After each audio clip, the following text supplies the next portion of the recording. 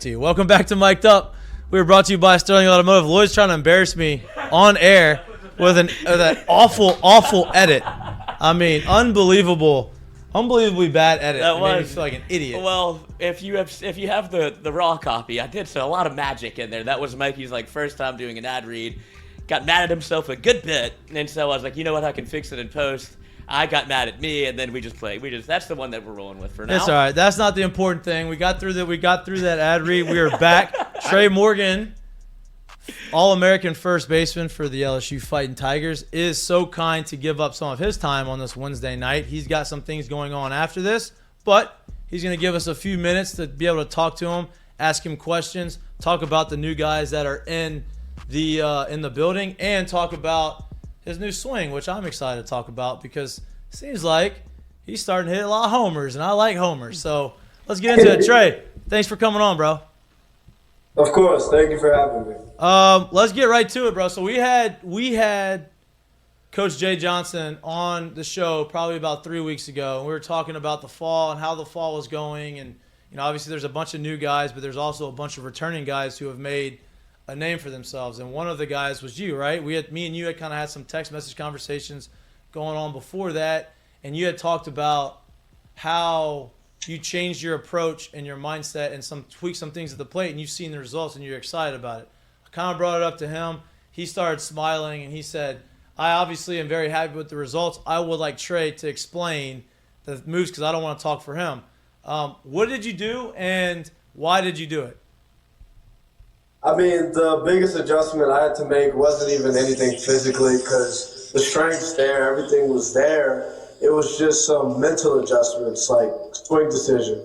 So as soon as the season ended, pretty much, got a weekend of rehab to get my knee back right, which was the most important thing. Me playing 100%. How is your knee? It's perfect. I'm back. I'm all right, there great. Yeah, that was the first thing that was worked on. And then I went and sat in his office and I talked with him. I said, Coach, look, how do I pretty much achieve, or how do I get to those home run numbers that I know are in there that I really want? And the biggest thing for me, at the end of the year, I sat down with our head coach and we had our stats right in front of us. And he had one stat to be circled in red pen. It was my swing percentage. I swung at 61% of the pitches I saw, which is insane. Wow. It's just That's a lot. That's a lot. That's a lot. That's a lot of swings. And being the bat to ball guy you don't swing and miss that much. So you're getting a lot of soft contact. Right. It's instead of strike one, it's a ground out to the shortstop. Right. Sort of thing. A fly out to left. It's not a swing and miss. It's not down in the count. It's that bat's over. I'm 0-for-1 rather than being 0-1 in the count. Right. That was the biggest thing. And then we also looked at my whiff percentage and my batting average with 2 strikes. And you look at those two things and it was just my whiff percentage was really low compared to the pitches I'm swinging at, obviously. And hitting with 2 strikes, I actually hit higher with 2 strikes than I did in other counts. My batting average was higher with 2 strikes. So it's I have to adjust not being scared to get to 2 strikes because really statistically I have a better chance of getting a hit if I get to 2 strikes. But when I'm early in the count, it's rather than seeing the whole zone because I know the zone so well, it's rather cutting the zone in half and pretty much sitting what I'm looking for. And if I'm not getting it, like I said, I'd rather be 0-1 in the count than 0-for-1 on the day, sort of thing. So I'm glad you brought that up because we all know it doesn't matter how good of a season you have, you're going to go through that struggle point of the year. With making these adjustments, and especially early in the count, have you figured out what could be, whether it's something mental, whether it's something drill-wise or physical, have you figured out something for you that's going to be your saving grace when it comes to the season when, like you just talked about, we get earlier in the counts and say you're not on and say you're swinging and either swinging through pitches that you feel like you should hit or fouling them back that you feel like you should hit. Instead of getting frustrated, have you figured out something that you are going to be able to use as your saving grace, as something that you can kind of lean on in those times until everything starts to feel right again? Definitely. It's still not like I haven't changed anything I work on when I get 2 strikes in my at bat. Like I feel like I feel the most confident, ironically, when I get 2 strikes. Like when I get 2 strikes, it's like you got to show me something before I go back to this stuff, sort of thing. So I feel like that kind of enjoyment. Like I enjoy hitting with 2 strikes for the most part, because it's just like a competitive edge sort of thing, and that's really how I play the game. So that part kind of shines out for me. So when I get to 2 strikes, that's my saving things. So, you know, obviously the numbers, you know, you see, I don't know how many home runs you have in this fall, 4, 5, 6, something, a lot, right? There's a lot of homers being hit, but there's also a lot of good arms on the mound, right? There's a lot of guys throwing a lot, having a lot of high velocity, having a lot of success, and, you know, fans that aren't there all the time and watching y'all play, they maybe just see the results of, man, these guys can really hit, but what about the pitching staff? And they don't really focus so much on the pitching staff. The reports that I've been getting and the people that I've been talking to is the pitching staff is elite. And they have a lot of guys, they're extremely deep. They have a lot of guys that have a lot of high velocity and know what to do with it. What have you seen from the staff? And is this something like, you know, the cliche says of iron sharpens iron, right? You're facing some of the most elite pitchers in the country on your own team, kind of sets it up for, hey, when the regular season is like, there's nobody that's better than we're going to face than the guys that we've already faced. Right. It's crazy in our fall scrimmages this year.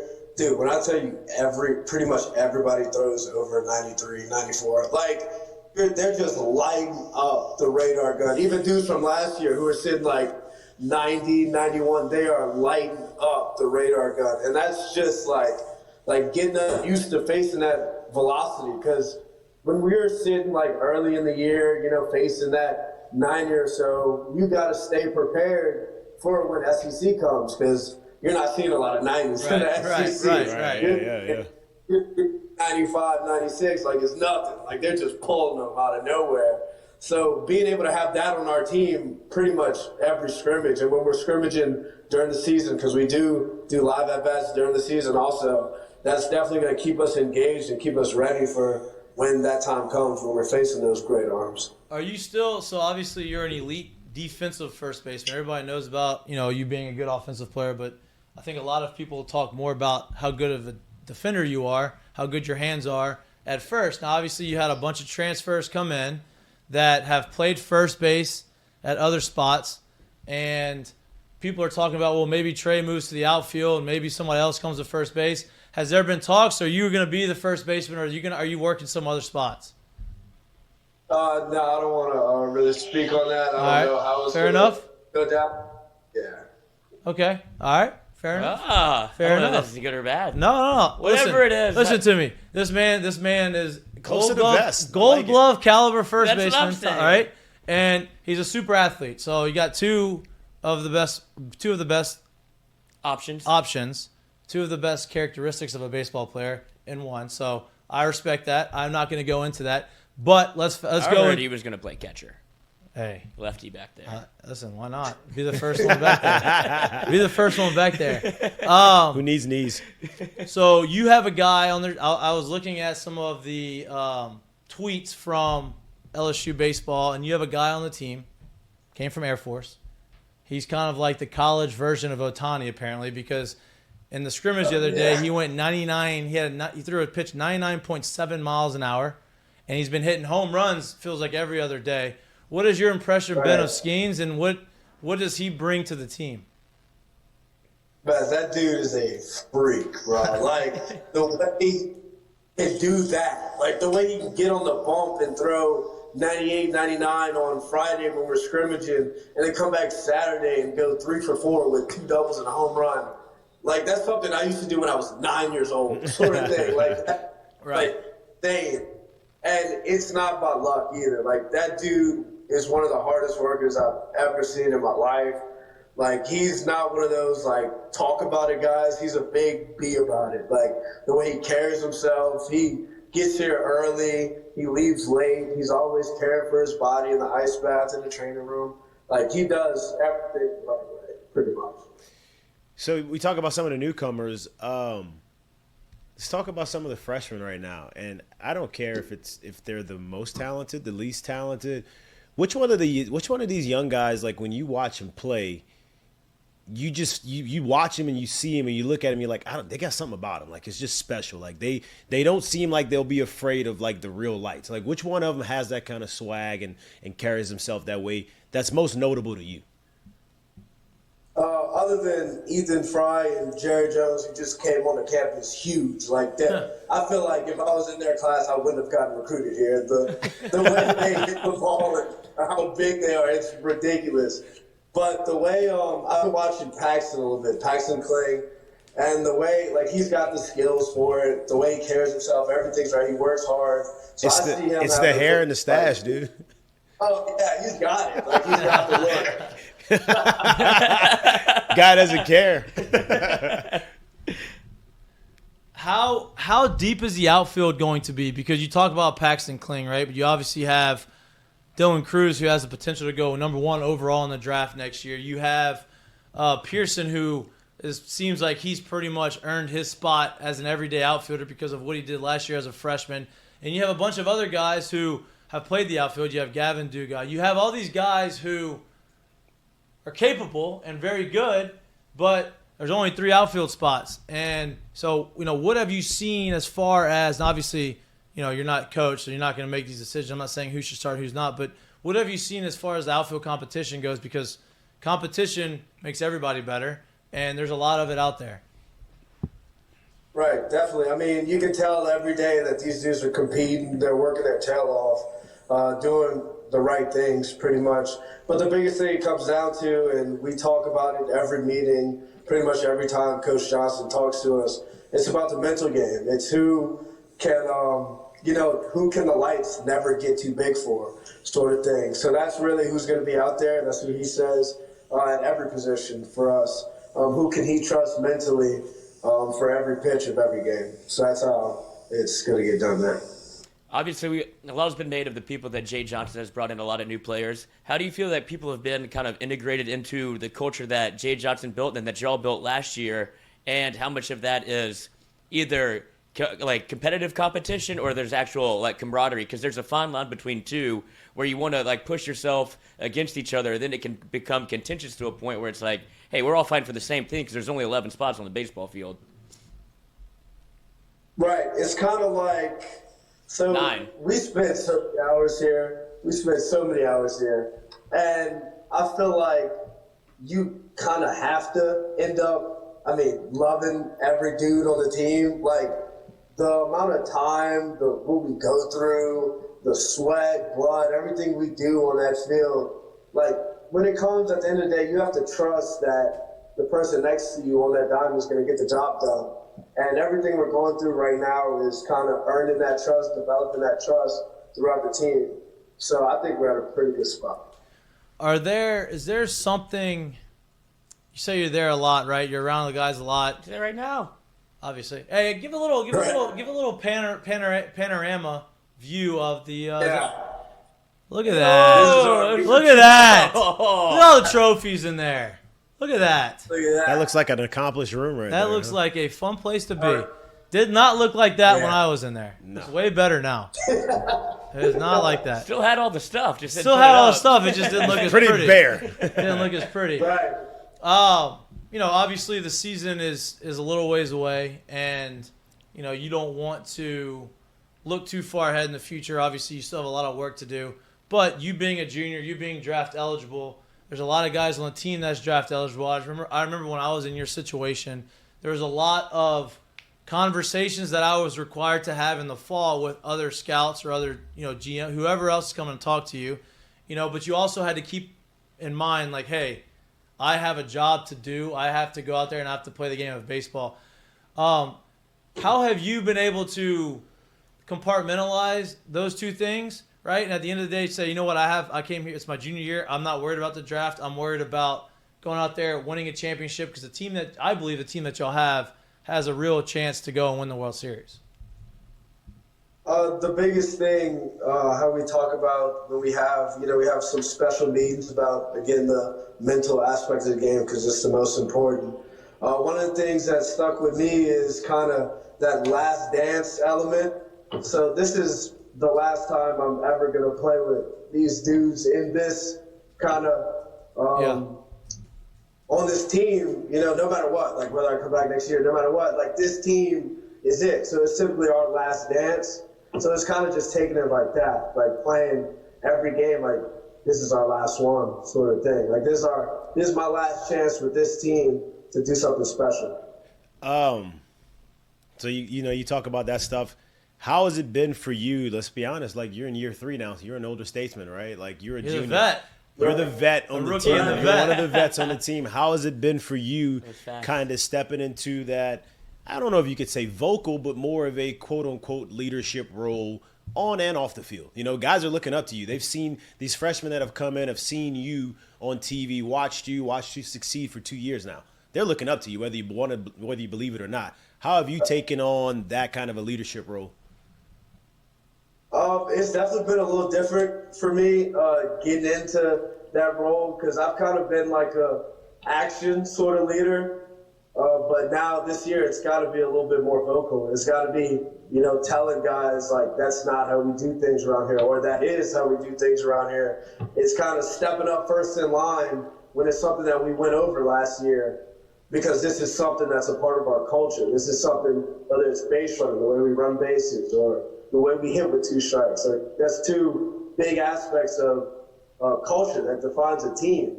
So stepping into those roles and kind of succeeding and showing these young guys that this is the way we do things, this is how it should be when I leave, sort of thing. Like kind of leaving it better than I came in. Yeah.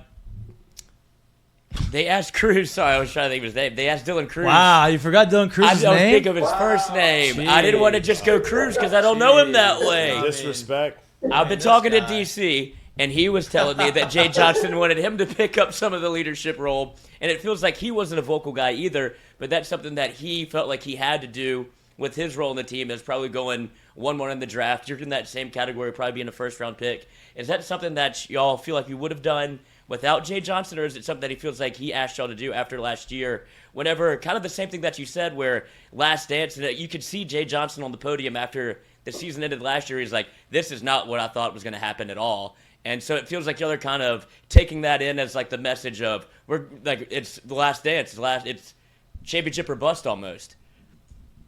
Right. I mean, whether we like it or not, whether we're ready or not, like you said, these younger dudes coming in, even these transfers that have been looking at LSU, like they've seen us on TV. Like they see the cameras always on us. They're always talking about us. So we have to kind of show how LSU does things, sort of thing. So we know whether he told us or not, we knew it was our job this year to kind of do that, step into that light, step out of our comfort zone a little bit, and kind of steer this in the right direction. Let's move on to something a little bit different than just baseball, right? So it's your job to talk about, what LSU is and kind of show them the ropes, show them around town, let them know what to do, what not to do. Obviously this LSU football season has been pretty electric and it's been pretty fun. That game this past weekend was pretty fun. I know y'all had a scrimmage the next day, which is tough. That's a grinder move by Coach Jay Johnson, but we gotta talk to him. That was tough right there. Like I felt that was tough.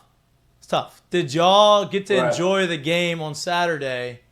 When was it last called knowing that you had practice the next day? When was it like, boys, we got to pack this thing in, or just tomorrow's going to be a doozy?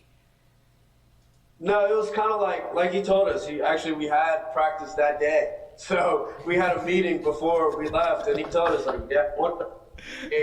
want to have fun, enjoy all that, but know that baseball's y'all's job right now. Like, y'all can't go out like a normal student. Like, we're not normal students. Like, we have a job here at LSU. So, he lets us have fun. We have fun. This isn't kind of like we're not. Yeah, no, I get it. That's good though. That's a good mix because y'all need to be able to go enjoy it, because when LSU football is good, obviously it makes everything else a lot better, right? Were you at the game or did you watch it on TV? Yeah, I was at the game. Did you go on the field? No comment. Yeah. That's good. I would have been there too. I mean, shit, y'all are right there on the front row anyway. It's easy. It's the easiest spot to get on there. You know what I mean? You always have to. It's a health concern if you're just blocking people up. Yeah. You were just don't want to moving get with the crowd. stampeded over. You know, you have a lot of guys obviously that came in, right, from different On the areas. field, straight to the apartment. Yeah. Yep. I'm not there. Nope. Nope. You have a lot of guys that came in LSU that didn't really know what to expect. They transferred in from another university. How cool has it been? Because you obviously are born and bred Louisiana. You understood what LSU was about. You've seen, huge football games. You've seen huge baseball games at LSU. Some of these guys have not. How cool has it been for you guys to take them around, bring them to the football games, and them get to experience something that happened last Saturday? Oh, yeah, no, it's awesome. Especially, I want to say, when we bring the recruits here. Yeah. And you see their eyes open wide, and they're like, whoa, I've never experienced something like this. I'm like, yeah, it's like this every weekend. This ain't going away. This ain't going 4 months straight, baby. Especially when we're good. Especially when we're good, you don't want to leave. You should see the baseball stadium. Their eyes just light up. You can see them like, oh, I want to come here, sort of thing. And even the older dudes or the dudes that are already here, like, you see him experiencing this the first time. Like, I remember taking Paul out for the first time to a football game, and, dude, he had the time of his life. I love that. Like, I love that. It was just different. So it's awesome. Yeah, That's how it should be, man. Dude, I know you got something going on in the next hour or so I appreciate your time. Any of the boys have any other questions? No, that's it, man. Man, you're awesome. As always, you're one of our first interviews ever in the other studio. We got a new studio. So once One of our favorites, too. One of our favorites. Yes, one of our favorites. Once, see, our guy here, Lloyd, he compared you to Anthony Rizzo I did. last year, I stand right? by it. I said, well, he's a little bit more athletic than Rizzo. That's a little unfair, right? And so, but I was talking that's why I about dropped his approach and his that's why I dropped defensive the ability. 2020 on you today. That's right. Yeah, drop 2020, prove him right. Yeah, I don't know. But, I would have seen the past 2 years. I'm working for 6 and 5. I don't know if you've seen the past 2 years. Dude, you're awesome, bro. And the closer the baseball season gets, the more we'll have you on. You can come in studio anytime you want. I'm looking forward to seeing this new approach, this new mindset at the plate work out for you, because it's working out for you in the fall. Can't wait to see it carry over into the spring. Good luck, bro, and we'll stay in touch. Continued health, too, man. Stay Yeah, stay healthy.